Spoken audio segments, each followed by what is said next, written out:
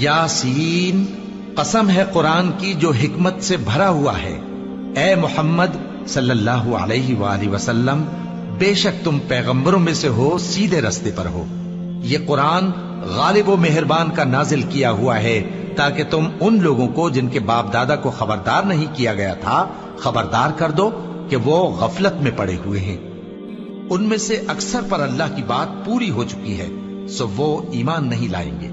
ہم نے ان کی گردنوں میں طوق ڈال رکھے ہیں اور وہ ٹھوڑیوں تک پھنسے ہوئے ہیں، تو ان کی گردنیں اکڑی ہوئی ہیں، اور ہم نے ان کے آگے بھی دیوار بنا دی اور ان کے پیچھے بھی، پھر ان پر پردہ ڈال دیا تو یہ دیکھ نہیں سکتے۔ اور تم ان کو خبردار کرو یا نہ کرو، ان کے لیے برابر ہے، یہ ایمان نہیں لائیں گے۔